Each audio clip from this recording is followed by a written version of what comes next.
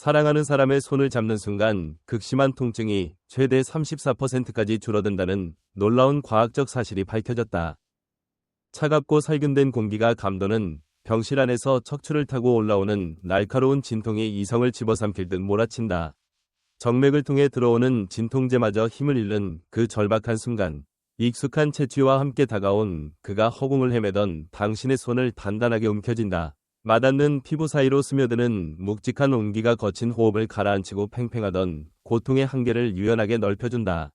이는 단순한 마음의 위로가 아니다. 두 신체가 서로의 리듬을 맞추는 정교한 생물학적 동기화 현상이다.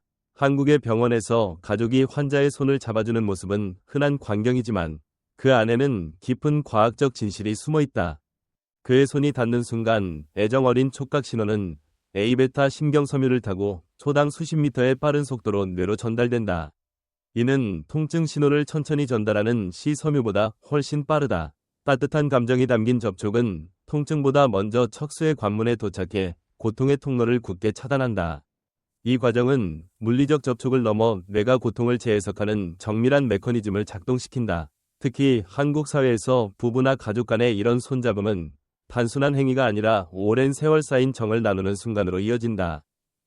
두 사람이 손을 맞잡는 동안 뇌파는 공감과 주의력의 중심인 부정엽 피질에서 알파 뮤파 대역이 완벽하게 동기화된다. 고통을 겪는 사람과 이를 지켜보는 사람의 뇌가 동일한 리듬으로 움직이며 신체의 균형을 회복하는 생리적 다리를 놓는다. 콜로라도 대학과 하이파 대학 공동연구팀이 2018년에 발표한 연구에 따르면 이러한 뇌 대 뇌 커플링 현상이 강해질수록 인식되는 통증 강도가 최대 34%까지 감소한다.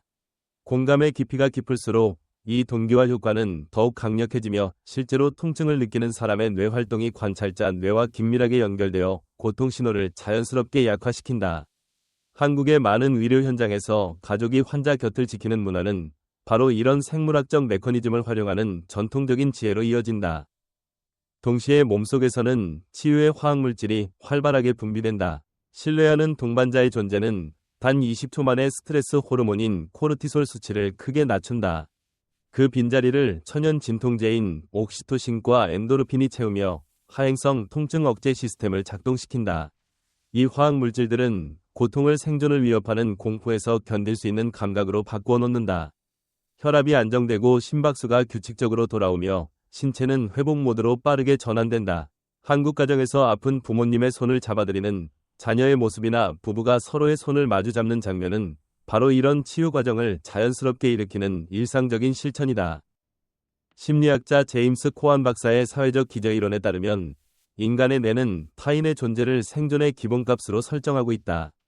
혼자 있을 때는 주변 위협을 감시하느라 많은 에너지를 소비하지만 사랑하는 사람과 연결되면 시상하부의 활동이 급격히 줄어들어 에너지 절약 모드로 전환한다. 상대방의 신경계를 자신의 확장된 자원으로 인식하며 고통의 부담을 분산시키는 것이다. 연구 결과에 따르면 신뢰하는 파트너의 손을 잡을 때 이 효과가 가장 강력하게 나타난다. 한국 문화에서 오랜 세월 강조되어 온 가족애와 부부간의 정은 바로 이 이론을 실생활에서 가장 잘 보여주는 사례다. 흥미로운 점은 이 효과가 상대가 누구인지에 따라 극명하게 갈린다는 사실이다. 낯선 사람의 손길은 거의 효과를 발휘하지 못하지만 깊은 신뢰와 애정이 있는 파트너나 가족의 손은 뇌의 경보 시스템을 즉시 진정시키는 열쇠가 된다. 반대로 관계에 갈등이 쌓여 있다면 손을 잡는 행위조차 또 다른 스트레스를 유발할 수 있다. 신뢰가 바탕이 되지 않은 접촉은 오히려 통증 민감도를 높여 괴로움을 증폭시킬 위험이 있다. 따라서 관계의 질이 이 모든 생물학적 반응의 핵심 열쇠다. 한국 사회에서 부부가 함께 병실을 지키거나 자녀가 부모를 간병하는 모습은 이런 신뢰와 애정을 바탕으로 한 접촉이 고통을 어떻게 줄이는지 보여주는 살아있는 증거다. 진화의 관점에서 손잡기는 인류가 혹독한 자연을 이겨낸 강력한 생존 전략이었다. 서로의 신경계를 동기화함으로써 고통의 무게를 나누어 짊어지고 집단적 치유 시스템을 구축한 것이다. 현대 한국 사회에서도 이 원리는 여전히 강력하게 작용한다. 병원에서 가족이나 연인이 환자의 손을 잡아주는 것은 약물 치료를 보완하는 자연스러운 방법이 될 수 있으며 만성 통증이나 수술 후 회복 과정에서 큰 도움이 된다.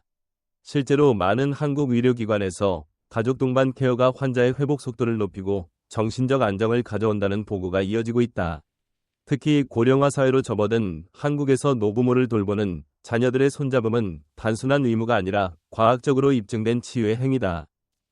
고통은 우리 뇌가 울리는 가장 날카로운 경보음이다. 그러나 누군가의 따스한 손길은 그 경보를 부드럽게 누그러뜨린다. 이는 신경세포 회로에서 일어나는 정밀한 생물학적 연쇄 반응의 결과이며 인간이 가진 가장 근원적인 연결의 힘이다. 세상에서 가장 효과적인 진통제는 약국 선반에 있지 않다. 그것은 곁에서 묵묵히 온기를 나누어주는 사랑하는 사람의 손바닥 안에 당신은 결코 혼자가 아니라는 강력한 신경적 확신 속에 존재한다.